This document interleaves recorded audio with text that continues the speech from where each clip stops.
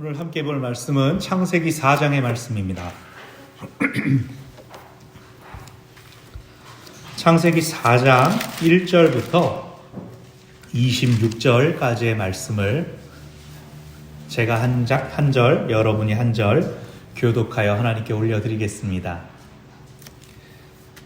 아담이 그의 아내 하와와 동침하매 하와가 임신하여 가인을 낳고 이르되 내가 여호와로 말미암아 등남하였다 하니라.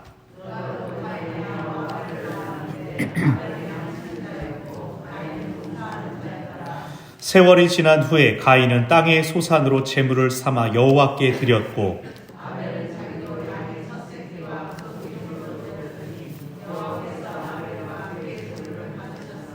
가인과 그의 제물은 받지 아니하신지라. 가인이 몹시 분하여 안색이 변하니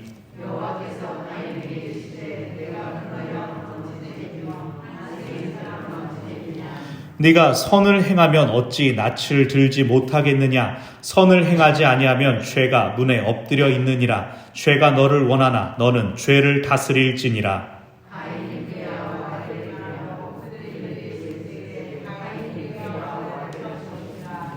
여호와께서 가인에게 이르시되 네 아우 아벨이 어디 있느냐. 그가 이르되 내가 알지 못하나이다. 내가 내 아우를 지키는 자니이까.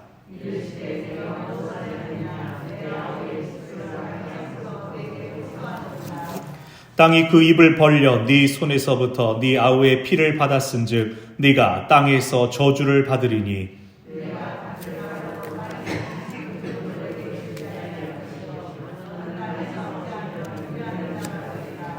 가인이 여호와께 아뢰되 내 죄벌이 지기가 너무 무거우니이다.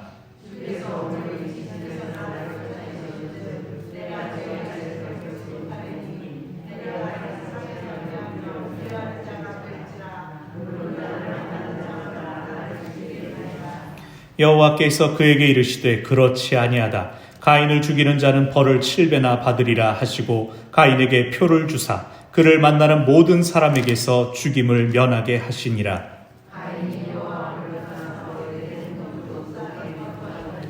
아내와 동침하매 그가 임신하여 에녹을 낳은지라. 가인이 성을 쌓고 그의 아들의 이름으로 성을 이름하여 에녹이라 하니라.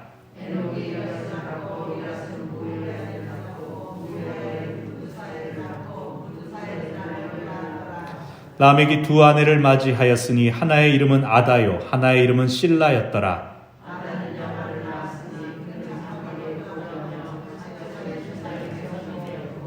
그의 아우의 이름은 유발이니 그는 수금과 퉁소를 잡는 모든 자의 조상이 되었으며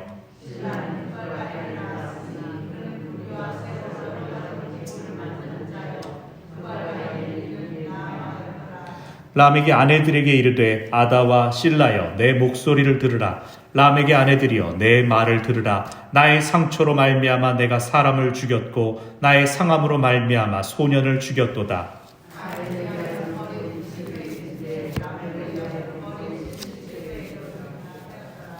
아담이 다시 자기 아내와 동침하매 그가 아들을 낳아 그의 이름을 셋이라 하였으니 이는 하나님이 내게 가인이 죽인 아벨 대신에 다른 씨를 주셨다 함이며 셋도 아들을 낳고 그의 이름을 에노스라 하였으며 그때의 사람들이 비로소 여호와의 이름을 불렀더라. 아멘. 코로나 시대 이후로 교회의 주된 화두는 예배와 경건한 삶의 연결입니다. 코로나 이전에는 어떻게 하면 주일의 예배가 일상으로 흘러갈 것인가? 그래서 어떻게든 예배와 일상을 연결시키기 위해 노력했습니다. 이 조심스러운 표현 중에 하나가 교회와 세상을 분리시키는 것입니다. 우리가 이제 월요일이 되어 이제 세상으로 나아가는 이렇게 기도할 때 잘못하면 하나님은 이제 교회 안에서 계시면서 일주일 잘 살고 와 이렇게 파송하시는 분으로 오해가 생길 수가 있죠. 그래서 로마서 12장 1절에서 하나님이 기뻐하시는 거룩한 산 제물, 우리의 일상, 평상시의 삶이 영적인 예배가 되게 하는 것이 이전 시대의 목표였습니다. 주일 예배가 일상에서도 연속성을 가지게 하는 것, 그것을 의미합니다. 그런데 코로나 이후에는 이것이 수정될 것을 요청받습니다. 사람들이 교회에 오지 않습니다. 온라인으로 예배합니다. 온라인 예배란 부득이한 경우에 급하게 입원을 했다든가 지방을 가야 된다든가 할 때 한 공동체 안에서의 메시지를 함께 받는 방법을 보완해주는 그러한 기능으로 생겨난 것입니다. 그런데 코로나 이후로는 개인적인 신앙, 개인주의적인 신앙이 오히려 이 온라인 예배에 의해 동렬을 받습니다. 다른 교회 목사님들 설교도 듣고 또 다른 교회의 멋진 이 찬양과 예배를 보면서 우와합니다. 물론 하나님께서는 어떠한 방법으로든 은혜를 공급하여 주실 것입니다. 생명을 공급하여 주실 것입니다. 그렇기 때문에 온라인 예배를 부정하는 것 아닙니다. 그리고 여러 속된 말로 외식하는 이런저런 맨날 이제 된장찌개 먹다가 한번 프랑스 음식 먹고 이렇게 표현하는 그런 성도들도 다 이해합니다. 문제는 그 과정에서 본래적인 공동체가 약해졌다는 것입니다. 서로를 비교하게 되고 불평하게 됩니다. 자기 교회가 가지고 있었던 부족함과 연약함을 다른 교회와 비교하며 비판거리로 삼았습니다. 그래서 어떤 교회들은 이 코로나 시기를 지내면서 좋은 밴드를 섭외하거나 영상 기술을 고안하는 데 집중하고 있었습니다. 다 중요한 일이고 다 필요한 일들이지만 정말로 중요한 본질적인 질문이 던져져야 합니다. 예배란 무엇인가? 예배란 대체 무엇인가? 오늘 본문에서 그에 대한 답을 찾지 못한 형이 그만 동생을 살해하는 무서운 이야기가 나옵니다. 우리도 예배란 무엇인가? 이 답을, 바른 답을 찾지 못한다면 우리의 다음 세대를 혹은 많은 잃어버린 영혼들을 영영 떠나 보낼지도 모릅니다. 오늘 본문의 가장 중요한 이슈는 예배입니다. 아담과 하와가 가인과 아벨을 낳았습니다. 여기 1절에서 보면 그의 아내 하와와 동침하매라는 단어입니다. 여러분 성경에 각주 보시면 알다, 알게 되매라고도 나와 있을 것입니다. 히브리어로는 야다라고 합니다. 야다, 알다라는 단어가 선악을 알게 하는 나무 할 때도 야다라는 말이 쓰였습니다. 이 야다는 또 노래하다, 찬양하다 이런 뜻도 있는데 남녀 간의 관계를 맺다로 역시 야다입니다. 근데 두 사람이 부부로 맺어졌는데 에덴 동산 안에서 동침을 했다라는 얘기는 없고 그곳에서 쫓겨난 다음에 에덴 동산에서 쫓겨나온 다음에 동침한 것 같은 여기에 이 묘사는 부부 생활의 중심이 무엇일까? 부부 생활의 핵심이 무엇일까를 생각해 보게 합니다. 젊은 사람들끼리 요즘 풍조가 그렇죠. 연애하면서 서로를 깊이 알아봐야 된다고 동거도 하고 관계도 갖고 미디어에서도 그것이 마치 자연스러운 것처럼 떠들어대는데 전혀 그렇지 않죠. 부부가 평생 가장 많이 하게 되는 것이 뭔지 아십니까? 평생 함께 가장 많이 나누는 것은 대화입니다. 대화. 여러분 오늘 본문 우리가 쭉 함께 교독했습니다. 그런데 여기 나오는 사람들이 누구도 대화하지 않습니다. 부부도 대화하지 않습니다. 형제도 대화하지 않습니다.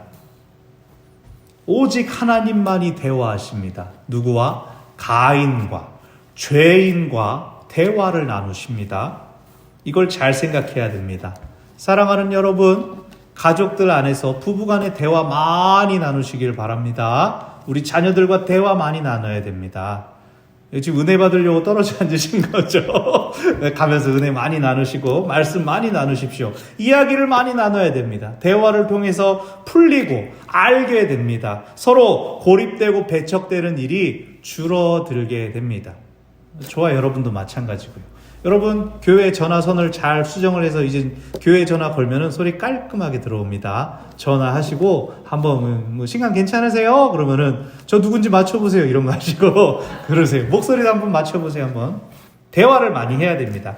여러분 오늘 본문에서 2절을 보십시오. 아벨은 양치는 자였고 가인은 농사하는 자였다. 각자 목자와 농부로 자라났습니다. 기억하십니까? 에덴에서 하나님께서 사람에게 무엇을 주셨습니까? 그곳을 경작하며 지키게 하는 일을 맡겨주셨습니다.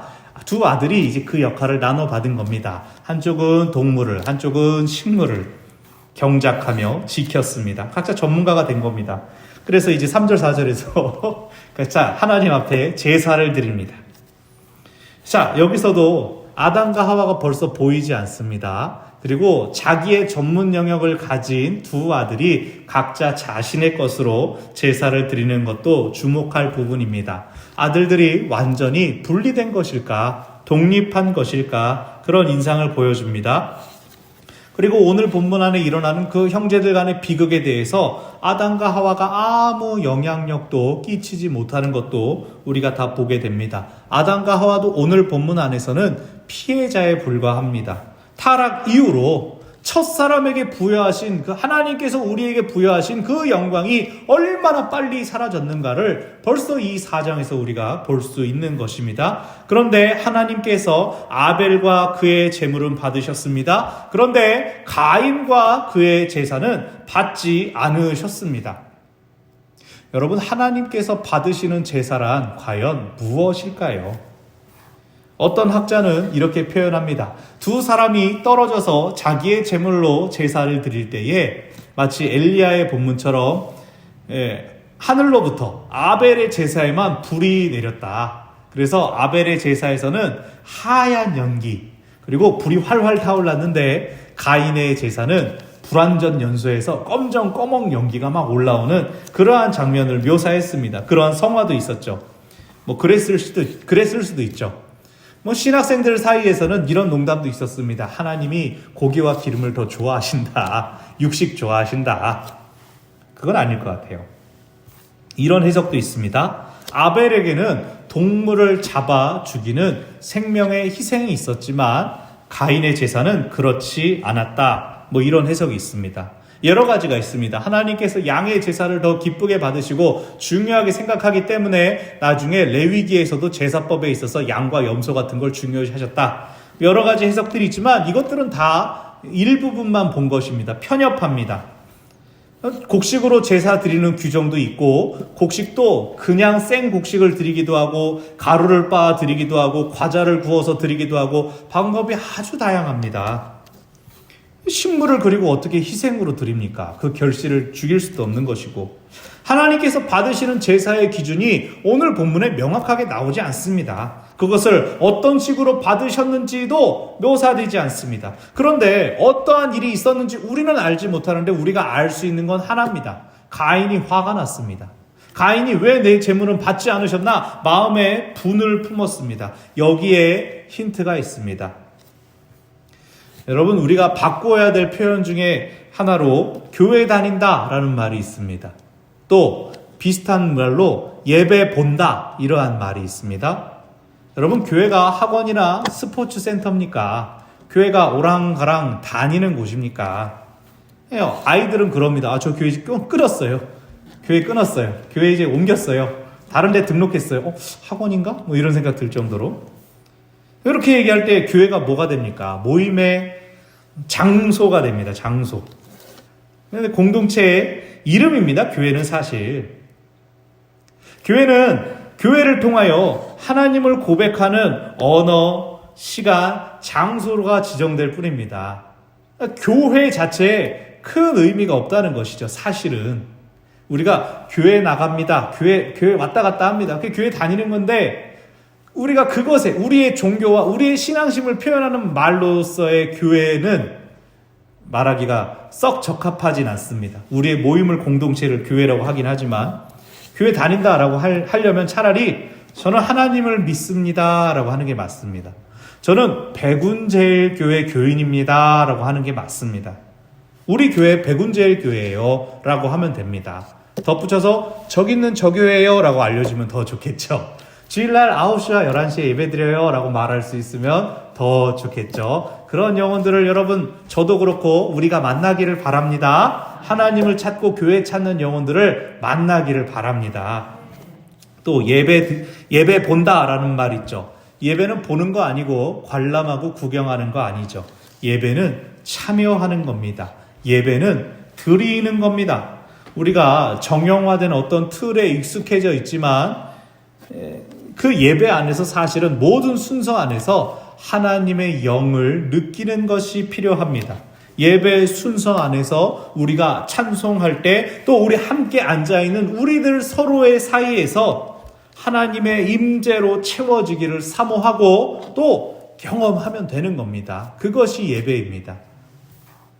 여러분 여기 5절 보십시오. 하나님께서 가인과 그의 재물은 받지 아니하셨다. 이 말은 정확히는 어떤 뜻이냐면 가인이 자기가 하나님께 제사 드리면서 하나님의 임재를 경험하지 못했다라는 뜻입니다. 간단합니다. 가인은 예배 본 겁니다. 하나님 앞에 다녀간 겁니다. 하나님께 감사의 마음을 드리면서 나아간 것이 아니라 하나님 여기 재물 있고 이렇게 한 겁니다. 그런데요, 사실 엄밀하게 말하면 이래서 가인이 잘못했다라고 할 수는 없습니다. 여러분 우리도 그렇지 않습니까? 모든 예배마다 감격합니까? 모든 예배마다 눈물 나고 모든 예배마다 영혼의 기쁨이 막 우러나오는 분도 물론 계시겠지만 우리는 많은 경우에 예배를 나와서 경건한 마음 잘 마음을 추스리는 그런 얌전한 예배를 드릴 때가 있습니다. 정말로 막 정서적이고 격정적인 감정적인 어떤 반응이 일어날 때도 있지만 또 어떤 때는 이성적인 깨달음, 그렇구나 라고 깨달아지는 순간이 있습니다. 혹은 아무 일도 없었던 것 같이 오늘 예배를 잘 드리고 집에 갔는데 자려고 누웠는데 갑자기 맞다, 오늘 그런 일이 예배 가운데 있었지. 혹은 그 다음날 마음이 왜 이렇게 평안하지 하는 신비한 일들이 일어납니다. 예배란 그런 것입니다. 예배란 그런 것입니다. 당장 드리는 1시간 가운데 뭐가 우당탕 푸당탕 하지 않아도 우리 삶에 스며들어서 우리를 이끌고 가는 것, 그것이 예배입니다. 하나님께서 우리만큼이나 다양한 방식으로 우리에게 은혜를 베풀어 주십니다. 우리를 만나주시는 방법은 저한테 다르고 여러분 각자에게 다 다릅니다. 우리가 한번 부르르 몸이 떨리고 눈물이 났어야 예배 잘 드린 것 같다? 그거는 하나님의 다양한 역사 방식을 제한하는 겁니다. 자, 가인의 문제는 여기입니다. 5절 뒤에 가인이 몹시 분하여 안색이 변하였다입니다. 가인이 화를 내는 겁니다. 제사를 드리러 나왔다가 7절을 보면 하나님이 말씀하십니다. 야, 네가 선을 행하면 어찌 낯을 들지 못하겠느냐. 여기 선을 행한다라는 것은 네가 그렇게 평소에 착하게 살지, 하나님은 지금 그 얘기하는 게 아닙니다. 네가 잘했다면, 네가 선하게 했다면, 뭐를 제사를 드릴 때 네가 잘했었더라면 하는 겁니다. 네가 예배를 보는 것이 아니라 온전히 드렸었다면 이라고 하나님 말씀하시는 겁니다. 네가 드리는 제물이나 너 자신이 아니라 나 하나님을 네가 좀 더 의식했더라면 이라고 하나님께서 말씀하시는 겁니다. 그런데 자기가 잘못을 했는데 하나님이 기분 나빠하셔야 되는데 거꾸로 가인이 화를 내고 있지 않습니까? 그런데 하나님께서 너 일로 와라, 이게 아니라 하나님이 말을 거십니다. 야, 네가 잘했으면 됐지 왜 네가 화를 내냐라고 하나님이 말을 거십니다. 자, 여기서 우리가 또 하나 생각해야 됩니다. 여러분, 예배에 실패할 수 있습니까? 오늘 예배는 망했어! 그럴 때가 있습니까? 목회자들끼리는 그럽니다. 오늘 설교 왜 그랬을까? 하나님 너무 죄송해요. 막 그런 때가 있습니다, 가끔. 그런데 사실 예배가 실패하진 않습니다. 예배가 실패하진 않습니다. 아주 막 사고가 나서 예배 드리다가 확 건물이 날아가는 일 아니면 예배는 실패하지 않습니다. 매주일 우리 예배는 그냥 그겁니다. 우리가 좀 오늘 아니지 않나라고 하는 거는 그냥 아무 일도 없었던 것 같은 조용하고 고요한 시간이 살짝 지나갔을 뿐입니다. 꼭 그런데 그렇게 말씀하시는 분들 계시더라고요. 오늘 예배가 은혜가 안 됐어요. 설교 때문에 하나도 귀에 안 들어왔고요. 오늘 찬양도 음도 틀렸고요. 그런 사람들이 있습니다. 그런데 중요한 건 지금 여기 가인에게 말씀을 거신 하나님을 보십시오. 그렇게 나는 은혜를 경험하지 못했습니다 라고 하는 사람 마음에 하나님께서 말을 걸어주고 계신 겁니다. 하나님은 사실 우리와 모든 순간 소통하고 대화하기를 원하십니다. 우리 마음에 계속해서 말을 거셔요. 근데 우리가 그것을 다 알아들을 수가 없기 때문에 정형화된 예배의 틀을 통해서 그 안에서 하나님의 음성 듣는 법을 훈련하는 겁니다. 하나님의 마음 깨닫기를 훈련하는 겁니다. 우리가 어떻게 하나님께 각자 영광을 돌릴 수가 있을까? 우리가 소리를 높여서 다 함께 하나님의 영광을 찬양합시다. 이것이 예배인 것입니다. 그러므로 예배는요, 내 감정이나 내 이성을 가지고 판단할 수 없습니다. 평가할 수 없습니다. 예배의 자리는요, 우리의 오감으로 체험하는 신비입니다. 여러분이 귀로 듣고 또 눈으로 보고 또 몸으로 우리 교회는 이 따뜻한 보일러를 느끼기도 하고 서로의 온기와 따스한 미소들을 보면서 이 안에서 우리와 함께 운행하시는 그 하나님을 만나고 경험하는 것입니다. 예배의 자리에 있음 자체가 능력이고 은혜입니다. 여러분 귀한 자리 잘 오셨습니다. 이미 우리는 은혜 가운데 있습니다. 아멘. 자, 하나님께서 7절 여기 가인에게 말씀하십니다. 죄가 너를 원한다. 그런데 네가 죄를 다스려야 한다. 가인이 잘하지 못했습니다. 하나님께서 말을 걸어주시는데 하나님은 꾸짖지 않으십니다. 오히려 기회를 주십니다. 다음에 잘하면 되지. 죄를 잘 다스리고 다음에 잘 하자라고 하나님이 말씀하시는 겁니다. 그러면서 뭐라 말씀하십니까? 너 죄를 다스려야 돼. 죄가 지금 너를 노리고 있어. 죄가 문 앞에서 너를 삼키려고, 너를 넘어뜨리려고 노리고 있으니까 조심해라 라고 말씀하여 주십니다. 자, 여러분, 우리 지난주 생각나시죠? 아담과 하와가 피조물인 뱀이 말하는 것, 뱀이 던지는 질문에 마음이 흔들리지 않았습니까? 먹지 말래? 다? 이러면서 살살 던지는 말에 먹으면 죽는다고 한 것 같기도 하고, 아니야 그러니까 아닌 것 같기도 하고, 마음이 막 흔들렸습니다. 사실 무엇입니까? 하나님께서 명하신 질서는 네가 피조물들을 다스려라 라고 했는데 거꾸로 하나님이 세우신 질서가 거꾸로 된 겁니다. 그게 죄입니다. 여러분 이걸 기억하십시오. 우리 위에 하나님밖에 없습니다. 진짜 우리 위에 하나님밖에 없습니다. 여러분 더 확장된 의미로 이것을 어떻게 우리가 받아들여야 되냐면요, 우리가 기도할 때 익숙한 이 영적인 용어들이 있지 않습니까? 악한 영의 세력들, 어둠의 권세들 물리쳐 주시옵소서라고 하는데, 여러분 엄밀하게 말하면 그것들은 우리에게 아무 영향도 줄 수가 없습니다. 그것들은 우리를 거꾸로 때릴 수가 없습니다. 왜 그럴까요? 그것들이 우리를 방해하고 우리를 살살 꼬드기고 미혹할 수는 있어요. 그런데 우리는 우리의 선택에 의해서 그것들을 없는 것처럼 할 수가 있습니다. 왜요?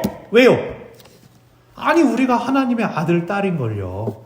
하나님께서 우리에게 당신의 형상을 부여하셨고 권세를 주셨는데요. 근데 우리가 악한 영한테 걸려서 넘어뜨려진다. 그러면 하나님이 우리한테 뭘 주신 겁니까?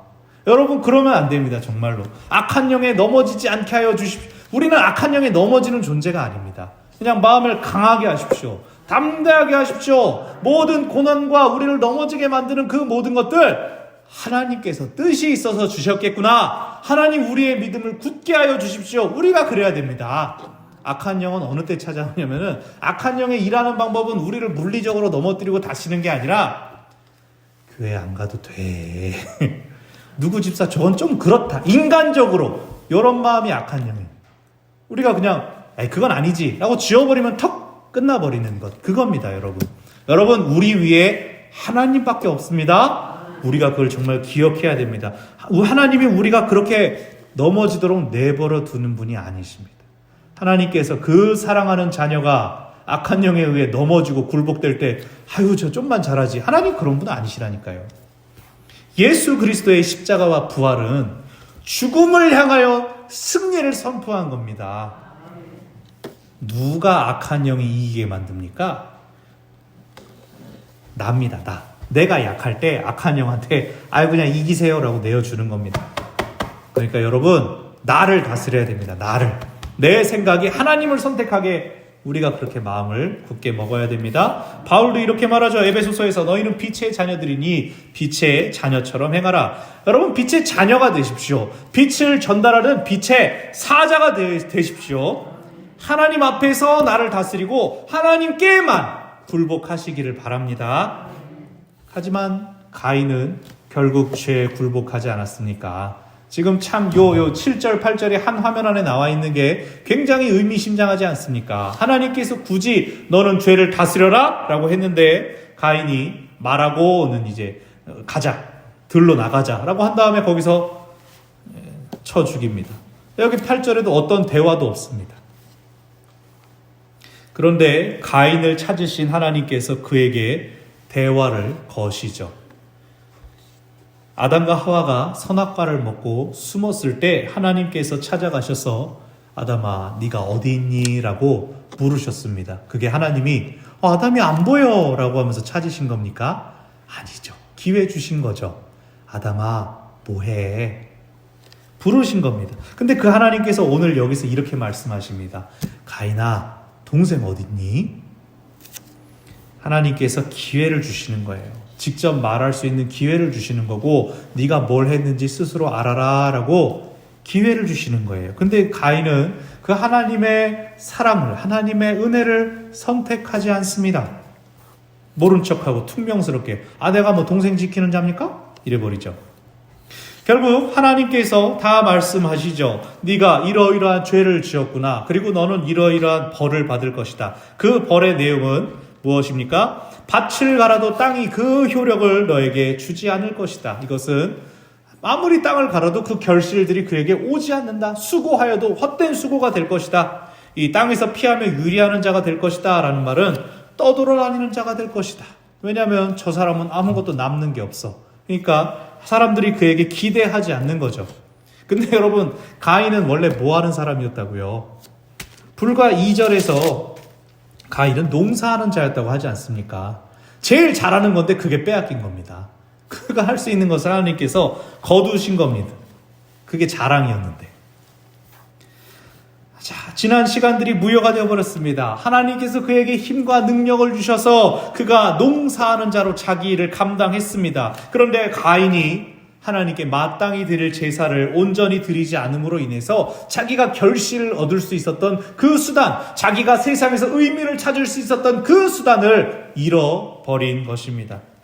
가인이 울부짖습니다. 내 죄벌이 너무나 무겁습니다. 내가 떠돌아다니며 사람들에게 무언가를 줄 수 없다면 사람들이 나를 죽이려고 할 겁니다. 사람들이 나를 쓸모없다고 여길 것입니다. 여기서도 그가 어떤 사람인지 드러납니다. 가인은 무엇에 의해서 사람을 판단합니까? 사람의 가치를 무엇에 둡니까? 쓸모에 의해서 둔다는 겁니다. 하나님이 너 수고해도 너 밥 빌어 먹어야 돼 라고 하셨는데 그럼 나는 죽어요 라고 한 게 자신이 그렇게 생각하고 있으니까 일도 못하는 사람은 죽어야 되지 않아? 라고 생각했던 게 나타나는 것입니다. 그러니까 여러분 입술 조심해야 됩니다. 사람이 방심할 때 툭 하고 자신의 약한 부분이 입으로 튀어나오는 겁니다. 여러분 여기서도 나를 다스려야 된다 이게 있는 겁니다. 그냥 기분 상한다고 가벼워진다고 툭 뱉는 그 말이 자신을 드러냅니다. 속사람을 드러냅니다. 자신이 애써 참았던 그 모습들이 드러나지 않도록 말을 다스리고 주의해야 됩니다. 자, 하나님께서 가인에게 죄를 물으시고 벌을 내리셨지만 그가 염려하는 일이 나타나지 않도록 그가 억울하게 죽임을 당하지 않도록 표를 주십니다. 자, 보십시오. 하나님은 벌하시는 분입니다. 근데 죽으라고 내버려 두는 분이 또 아닙니다. 그의 죄에 상응한 만큼 감당하도록 조정해 주시고 나머지는 또한 은혜로 채워주시는 분이십니다. 여러분 가인이 이 하나님의 은혜를 깨달았을까요? 내가 떠돌아다니면서 그래도 굶어 죽지 않게 하실 그 하나님의 은혜를 내가 경험했어. 의지해야지라고 했을까요? 다시는 죄 짓지 않았을까요? 4장 뒤에 가인의 후손들, 가인의 계보가 나오죠. 근데 후손들을 살펴보면 그렇지 않은 것 같습니다. 혹은 뒤로 갈수록 더 나빠진 것 같습니다. 가인이 손으로 수고한 것에 결실을 받지 못하고 떠돌이가 될 것이다 라고 하셨습니다. 근데 가인이 놋 땅에 정착합니다. 아내를 만납니다. 에녹이라는 성을 짓습니다. 이 성경에 처음으로 나오는 성인데 보십시오. 이것은 자기 운명을 새로운 방식으로 개척하려고 하는 일종의 몸부림처럼 보여집니다. 근데 하나님께서 떠돌아다니니까 퍽 하면서 성을 무너뜨리지 않았습니다. 어디 너를 지키려고 그래? 쾅! 하나님 그렇게 하지 않았습니다. 그 자신의 새로운 형태, 농사 짓는 사람이 더 이상 농사를 짓지 못하게 됐을 때 다른 길을 추구할 수 있도록 하나님께서 그냥 내버려 두셨습니다. 가인이 가정을 이루고 후손을 낳아서 한 족보를 이루었습니다. 후손들은 또 새로운 기술들로 다양한 직업의 조상들이 되었습니다. 이것 자체는 나쁜 일은 아닙니다. 굳이 해석을 한다면 이 후손들 중에 농사가 아무도 없습니다. 농부가 없습니다. 하나님의 저주가 정말 이 사람들은 땅을 갈아먹는 사람들은 정말로 다 되지 못했구나. 그런데 또 다른 길을 나갈 수 있도록 해주신 것은 분명히 하나님의 은혜라고 할 수 있을 것입니다. 여러분이 어떻게 판단하시든 하나님은 다 그렇게 일하셨습니다. 근데 그 후손들 중에 23절, 24절에 나오는 라멕을 봅시다. 이 라멕은요, 나를 상하게 한 사람, 나의 상처로 말미암아 내가 사람을 죽였다라는 것은 나를 다치게 한 사람을 내가 보복했다. 나의 상함으로 말미암아 소년, 구약에서 소년이라고 번역된 것은 다 결혼하지 않은 청년들을 이야기합니다. 10대까지를 이야기하는데 나는 복수했다. 나는 살인했다라고 아내들한테 자신의 힘을 과시하고 자랑하면서 24절에서 무엇이라고 말합니까? 나는 가인보다 더 세게 보복하는 사람이야. 나는 무서운 사람이야 라고 선언하고 있는 것입니다. 여러분, 하나님께서 가인에게 주신 표가 가인 여기 있다고 잘 보이게 하려는 표였습니까? 이 사람을 건드리면 곱하기 7 이게 아니었습니다. 가인을 지켜주시기 위한 은혜의 표식이었지 않습니까? 근데 지금 라멕은 그것을 어떻게 이야기합니까? 이것을 볼 때 가인이 자기에게 주어진 표를 어떻게 생각했는지 여러분 짐작하지 않으십니까? 정말로 나 건드리면 7배로 죽을 거다. 하나님이 나를 그런 사람으로 삼으셨단 말이야 라고 거꾸로 그 은혜의 선물을 휘둘렀을 것입니다. 하나님은 가인에게 계속 기회를 주셨습니다. 그를 내버려 두셨습니다. 근데 그가 은혜 가운데 다시 돌아오기보다는 후손들 역시 죄의 족보로 나아가게 했습니다. 그것이 그의 의지였는지는 정확히 알 수 없지만 적어도 후손들에게 가인은 하나님께서 나에게 이런 은혜를 베풀어 주셨다. 그러니 너희도 그 은혜를 잊지 말아라. 우리는 하나님께서 지으신 사람들이다. 그것을 가르쳤어야 한다는 겁니다. 사랑하는 여러분, 그렇게 말씀하시는 분들 있습니다. 우리 자녀들, 얘들 세대에는 더 믿을 수 있는 좋은 길들이 열릴 거예요. 좋은 공동체가 있겠죠. 좋은 설교가 있겠죠. 걔들이 그때 가서 선택하게 할 겁니다. 라고 말씀하시는 분들 있습니다. 반은 맞습니다. 아이들이 직접 하나님을 만나고 경험하는 그 순간들이 찾아올 겁니다. 우리 아이들이 정말 강력하게 하나님을 만나야 됩니다. 그런데 문제는 최소한 그럴 기회를 누가 제공해 주냐는 것이죠. 부모가 아이들에게 신앙의 전수를 해야 되는 걸 중요하게 여기지 않는다면 누가 그들에게 그러한 기회를 제공해 줍니까? 종교가 없는 부모라면 그렇게 말할 수 있죠. 자신도 교회를 안 다니니까 얘들도 알아서 하겠죠, 믿겠죠 하면은 그래 당신은 안 믿으니까 그럴 수 있습니다. 근데 우리는 그러면 안 된다는 겁니다. 하나님이 진리이심을 알고 믿는다면 우리 자녀들에게도 그 하나님을 전하는 책임은 부모 세대에 달려 있습니다. 가정의 부모들에게 달려 있는 겁니다. 여러분, 우리가 자녀들 위해서 많이 기도합니다. 이 연말 연시 되면 진짜 많이 기도합니다. 이 수능 시험 지났으니까 조금 기도가 떨어졌겠지만 이제 학교 지원하면 또 수험생 부모님들 기도 많이 하시고 또 이제 취업 앞두고 우리 여러분들 배우자 위해서 자녀들에게 앞길 위해서 기도 많이 합니다. 좋습니다. 근데 그들이 정작 교회에 나오지 않는다면 그 모든 것이 헛된 기도입니다. 그들이 그 기도 가운데 하나님을 만나라고 하나님께서 상황을 허락하셨는데 하나님을 만나지 않고 부모님이 애써 기도한다면 부모님이 하나님 다 만나도 그 자녀가 하나님을 못 만날 텐데 그게 뭐가 중요하겠습니까? 여러분, 우리 사랑하는 자녀들이 온 세상 다 얻는다 해도 자기 영혼을 잃어버린다면 그는 아무것도 얻지 못한 것과 같습니다. 제가 주일에도 이 말씀을 드렸지만 우리 자녀들에게, 우리 다음 세대들에게 기도와 말씀 훈련을 계속 시켜야 됩니다. 그들이 영적으로 성숙할 수 있는 기회를 마련해야 됩니다. 하나님에 대하여 얘기를 나눠야 됩니다. 그게 막 어려운 게 아닙니다. 하나님은 전능하시고 무소부재하시고 신학적인 교육을 하라는 것이 아니라 오늘 좋은 일 있었어? 하나님이 은혜 주셨구나. 오늘 힘든 일 있었어? 하나님께서 네 마음을 위로하여 주시기를 바란다. 하나님 중심으로 대화하는 게 부모의 신앙을 자녀에게 전수하는 겁니다. 오늘 네가 좋은 일이 있었구나. 하나님이 너한테 선물 주신 거다. 너무나 감사하다. 그것 때문에 나는 감사헌금 해야겠다. 너는 어떠냐? 그게 하나님에 대하여 대화하는 겁니다. 영적인 예배가 뭐냐면요, 하나님의 임재를 삶에서 경험하는 겁니다. 아, 이거 하나님이 하셨구나. 저 귀한 사람 하나님께서 보내주셨구나. 그게 영적인 예배입니다. 사도신경, 주기도문 솔직히 다 못 외워도 괜찮습니다. 진권사님 다르게 생각하실지 모르지만 그게 중요한 게 아닙니다. 하나님을 기억해야 됩니다. 하나님. 그들에게 복음의 씨를 뿌려 주어야 합니다. 그래야 그 안에서 그 복음의 씨앗이 언젠가 발아하고 싹이 자라나게 됩니다. 그들이 하나님의 임재를 깨닫게 됩니다. 러시아 정교회에 이런 유머가 있습니다. 한 섬에 러시아의 주교가, 그러니까 우리로 치면 이제 큰 목사님 같은 분이, 우리 원로 목사님처럼 훌륭한 목사님이 복음을 전하러 배를 타고 섬으로 들어갔는데 그 섬에 3명의 사제가 있었습니다. 그러니까 사제라고 하면은 좀 뭐 부목사랄까 교육전도사랄까 교회 안에서는 직급이 아주 낮은, 하나님을 향한 열심을 가지고 있는, 근데 이 사람들이 사도신경도 모르고 주기도문도 모르는 겁니다. 아이고, 기도도 할 줄 몰라? 그래서 일단 주기도문을 가르쳤습니다. 예수님께서 가르쳐주신 기도니까 주기도문을 2달 동안 딸딸딸딸딸 외우게 했습니다. 그래서 이제 주기도문을 할 줄 알게 됐습니다. 아, 정말 감사합니다. 아, 우리도 이제 기도문을 가지고 기도할 수 있게 됐어요. 너무나 감사합니다. 그랬는데 이 주교가 물어보는 겁니다. 아니, 그럼 3사람이나 있는데 3사람은 그때 여태까지 어떻게 기도했냐? 그랬더니 이 3사람이 이렇게 대답했다고 합니다. 아유, 저희도 3명이고 하나님도 성부, 성자, 성령 3분이시니까 우리 좀 잘해주세요. 우리 좀 잘 봐주세요. 그게 기도였다는 겁니다. 이 주교가 세상에 나보다도 더 순전하고 완전한 기도를 하나님 앞에 드리고 있었구나. 자기가 오히려 회개하면서 그냥 그대로 계속하세요 라고 그들을 축복해 주었다라는 얘기가 있습니다.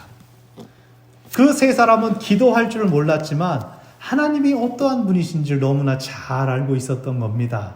진짜 하나님이 3분이 아닐지라도 자기와 늘 함께 하시며 자기를 불쌍히 여기시는 분이라는 것, 기도를 들어주신다는 게 그 짧은 그 말에 다 들어있었던 겁니다. 여러분, 우리의 자녀들이 그러기를 바랍니다. 다 신학생 되지 않아도 상관없습니다. 엄마가 얘기해줬잖아. 하나님이 나와 함께 하신다며. 그런 말 들었을 때 여러분 안에 기쁨과 감동이 있기를 바랍니다. 그리고 오늘 본문 마무리에서 4장 끝에서 아담은 가인과 아벨을 모두 잃었죠. 셋을 낳고 새로운 계보를 이어갑니다. 그들이 자녀들에게 하나님을 가르쳤기 때문에 26절 제일 마지막에 사람들이 비로소 여호와의 이름을 불렀다라고 나오고 있습니다. 여러분, 예배는 믿는 자들의 기본입니다. 예배에서 우리의 삶이 나가야 됩니다. 그런데 오늘날 참 안타까운 것은 예배가 신앙생활의 마지막, 그냥 딱 기초가 되었습니다. 그냥 최소 요건이 되었습니다. 예배만 드리면 된 거 아니야.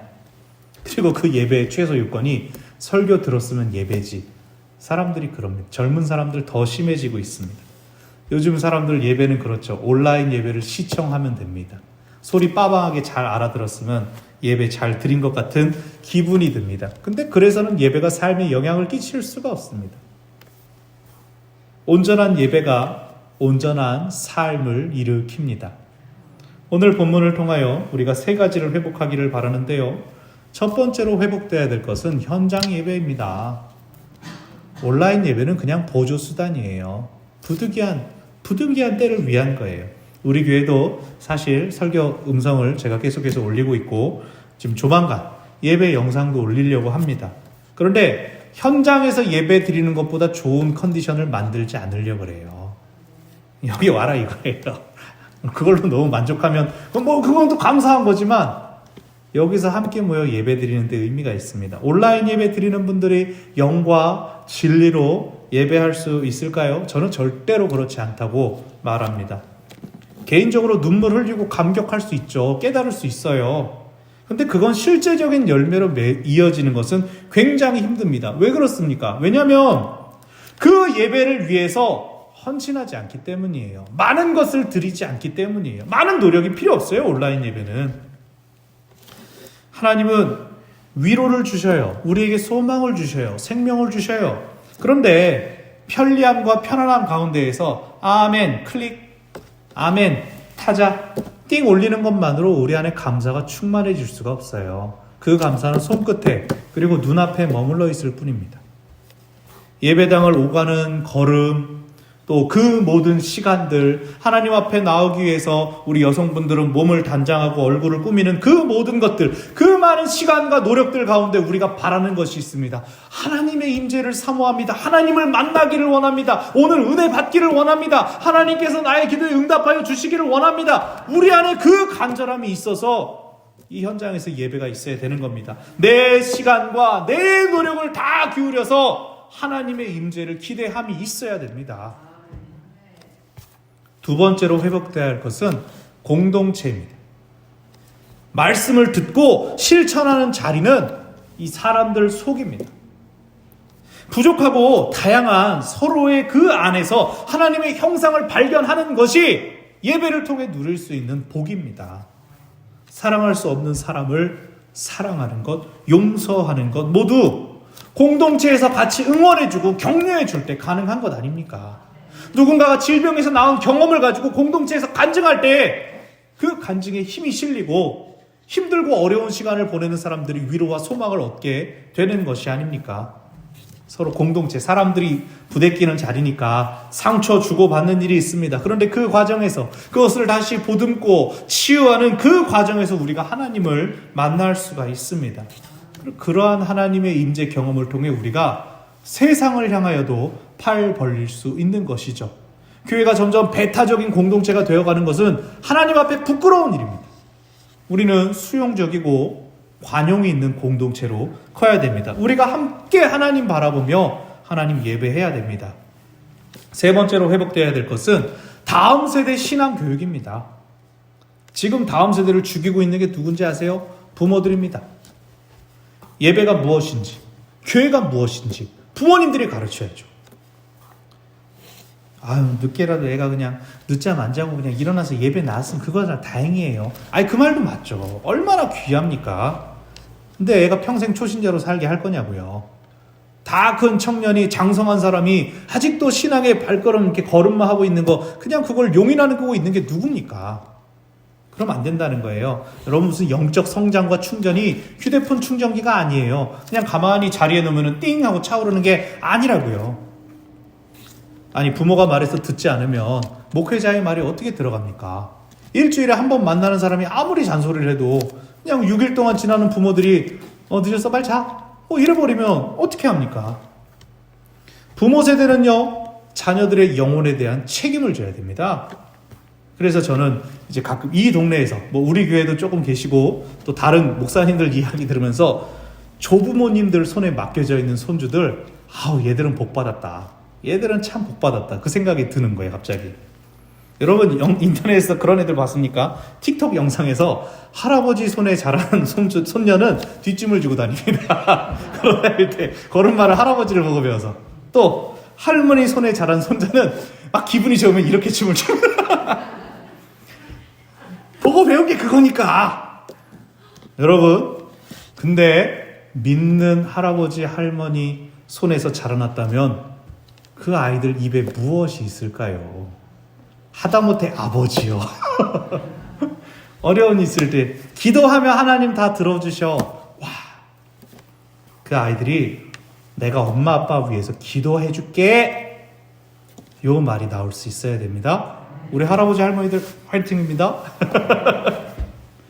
그래야 이 모든 일상이 살아납니다. 예배의 거룩이 삶으로 흘러가게 될 것입니다.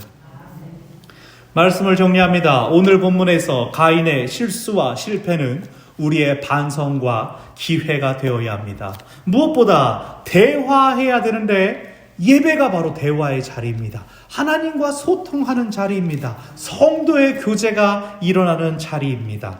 그래서 예배가 회복되어야 됩니다. 예배를 통하여 공동체가 회복되어야 됩니다. 우리가 그것을 구하고 그것을 위하여 뜻과 마음을 모아야 합니다. 또 다음 세대가 회복되어야 됩니다. 그들이 하나님을 만나기 위하여 예배와 기도가 일상 가운데 흘러 들어가고 우리와 함께 일상을 보내는 그들이 우리의 기도를 듣고 하나님 앞에 서 있는 우리를 볼 때 이 땅에 회복이 일어나게 될 것입니다.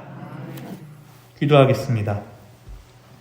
거룩하신 하나님 아버지, 저희가 주님 앞에 주님의 음성 듣기를 원하며 또한 들은 것을 저희 삶 가운데에서 흘려보낼 수 있기를 원합니다.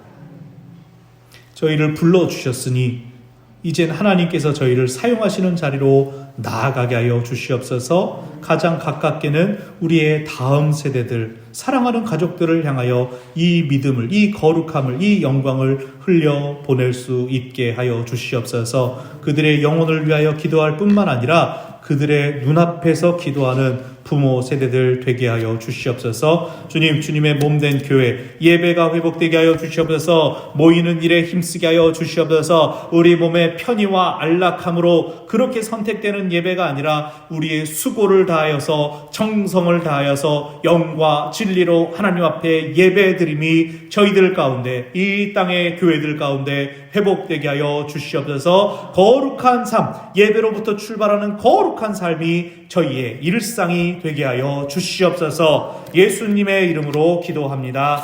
아멘.